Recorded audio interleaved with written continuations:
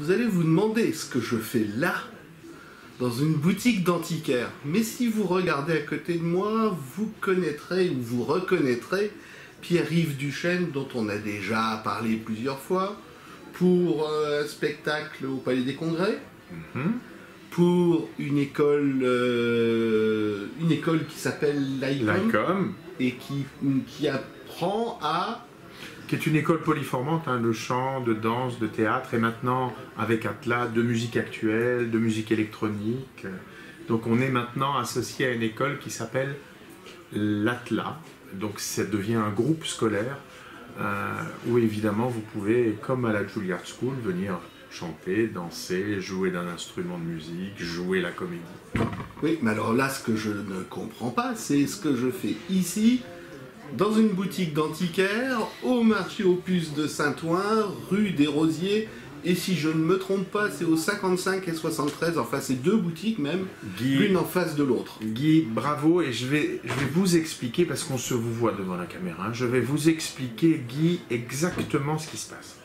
C'est que pour payer mes études de chant et de théâtre, j'ai fait les puces avec ma petite maman à l'époque. On était sur des marchés, on achetait à 4 h du matin des assiettes, on les revendait à 7 h en faisant une marge de 30, 40%, 50%, voilà. D'accord, oui, ça je comprends le principe.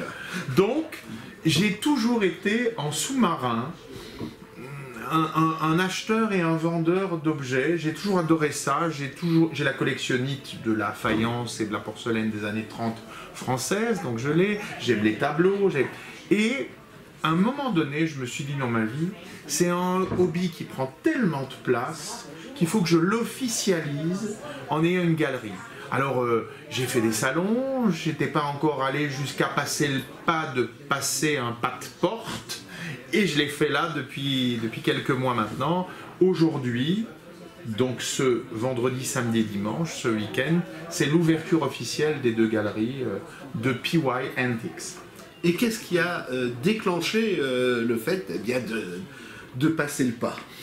Tout simplement l'envie de concrétiser quelque chose que je fais, comme je t'ai dit, et comme je vous ai dit, Guy, en sous-marin, oh, je peux dire tu, hein, comme je t'ai dit en sous-marin depuis des années, de l'officialiser parce qu'à un moment donné, je commence à être un tout petit peu connu dans un certain milieu, dans un certain circuit, et de me voir dans un autre, les gens font des parallèles, mais qu'est-ce que tu fais là ? Et j'en avais un peu assez de dire oui, je fais un peu ça. Non, maintenant, je fais ça et je fais ça. C'est pas incompatible, c'est de l'art. C'est du commerce d'art, c'est du commerce d'art comme d'enseigner le chant, c'est du commerce d'art comme de monter des spectacles. C'est pas incompatible, mais comme tu l'as dit tout à l'heure, ça fait juste 7 jours sur 7. Et oui, 7 jours sur 7, c'est quand même beaucoup.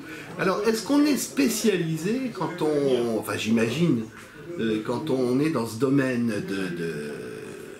des antiquités, parce qu'on va regarder juste derrière nous. Moi, je vois une mandoline, je vois des... C'est des bougeoirs? Non, ce sont des appliques en rotin de Sogno. On a un petit vase de la manufacture de Dôme. On a une étagère qui est l'étagère Isocèle de Max Sauze, qui est un grand designer français. Dans le fond, vous avez une espèce de tableau mural de Balthus, qui est un grand peintre. Là, c'est une repro, c'est pas un original, sinon je pense qu'il y aurait des alarmes partout et que ce serait sous verre. Voilà, vous avez une céramique italienne de très belle facture là-haut. Non, ta réflexion, elle est intéressante. Est-ce qu'il faut être spécialiste? Oui, tu peux être spécialisé. Moi, mon intérêt, c'est d'être le reflet de ce que j'aime. D'ailleurs, je ne fais pas le métier d'antiquaire là pour collectionner des choses et être spécialiste d'une marque ou d'une... Non, je veux présenter des choses que moi j'aime et je pense qu'ils plairont parce que moi je les ai aimées. Vous voyez ce que, tu vois ce que je veux dire, c'est... Je me fais plaisir avant tout.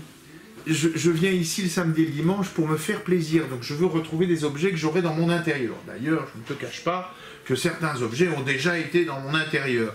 Cette espèce de petite chose-là que vous ne voyez pas à l'écran, mais qu'on peut montrer. Voilà. Regarde, cette espèce de petite chose qui est un psyché magnifique des années 50-60 était dans mon hall. Je l'ai adoré. J'ai renouvelé la décoration et je me suis dit, ça peut faire plaisir à quelqu'un d'avoir cet objet que j'ai eu chez moi. D'ailleurs, messieurs, dames, je l'ai beaucoup utilisé, beaucoup choyé. Dans le premier tiroir, il y a eu mes chaussettes. Dans le deuxième tiroir, il y avait mes slips. Et dans le tiroir là, je ne vous dirai pas ce qu'il y avait. Non, on veut pas savoir.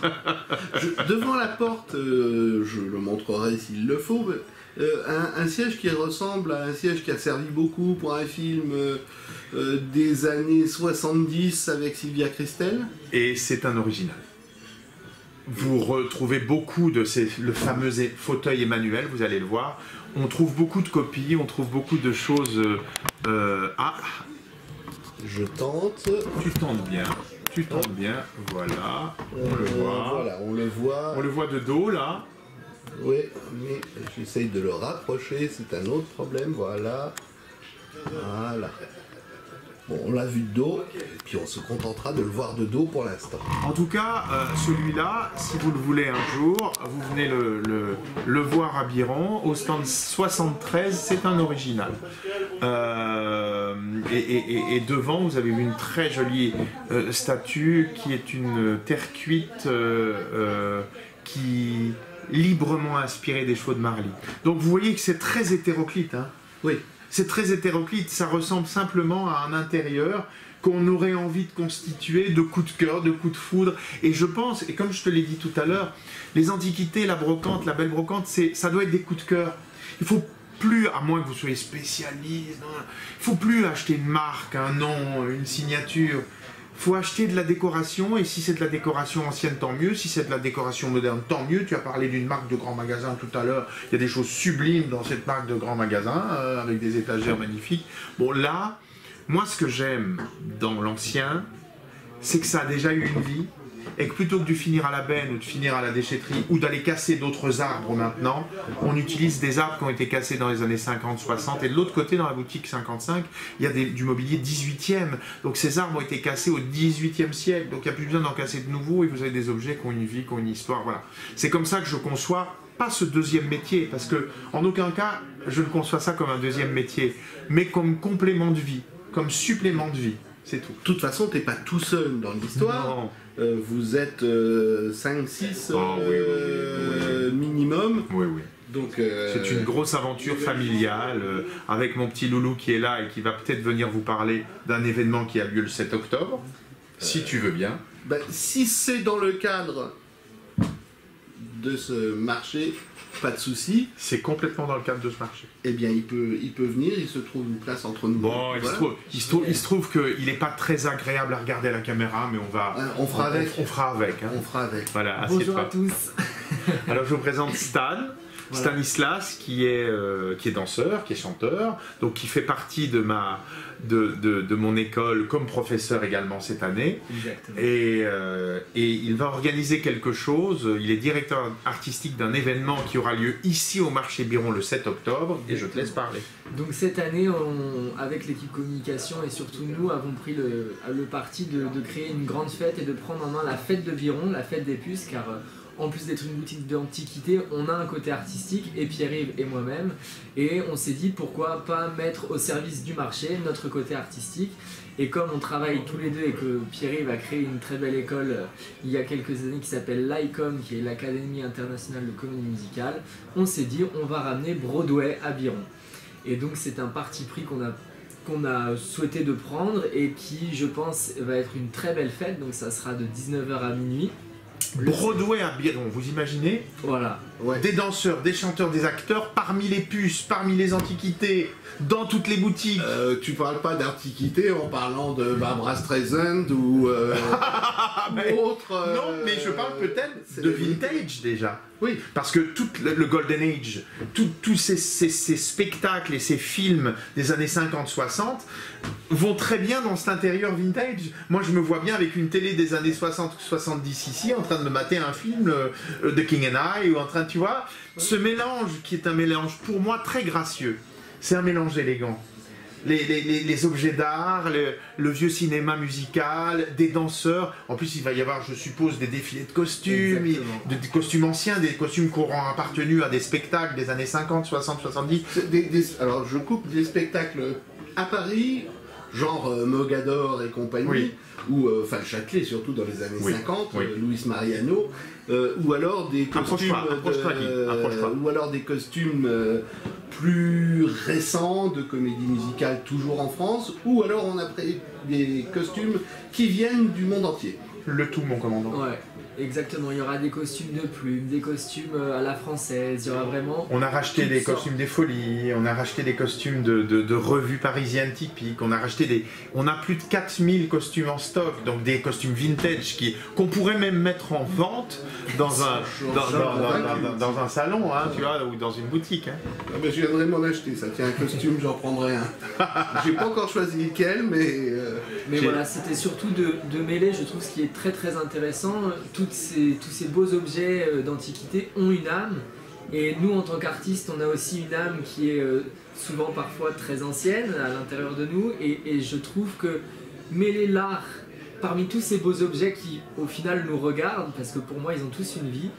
Et même si, voilà, ils ont tous une âme, ces objets, même si on les voit et qu'après ils s'en vont, bah, on s'y est attaché par moments, d'autres moins. Mais on s'y attache quand même toujours. Et donc, mêler l'art parmi ces beaux stands, ces belles galeries, ces peintures, jouer devant des beaux tableaux. Oui, parce que ça va être le cas. Exactement. Ils vont jouer des scènes de théâtre, des scènes de comédie musicale dans des boutiques, dans différentes boutiques. Et ça, c'est génial. bon alors, ta préférée dans les comédies musicales que tu vas nous montrer? Ma préférée, j'en ai. Oh, bah, C'est dur. Bon, Allez. t'es con. Alors, non, deux. Voilà. Allez. Chantons sous la pluie. Oui, donc là c'est vraiment les années 50. Singing in the Exactement. Rain. Et moi je suis très années 50 et Grease. Ah, là, on est 77, mais Mais, ça fait référence aux années 50 quand même. Ouais, Voilà. ouais.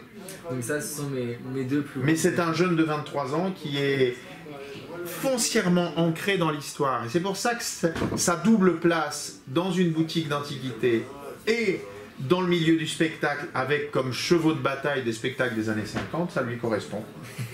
N'est-ce pas? Il y a un spectacle des années 50-60 dont on va beaucoup parler, puisque moi, rien que la bande-annonce que j'ai vue m'a mis la chair de poule.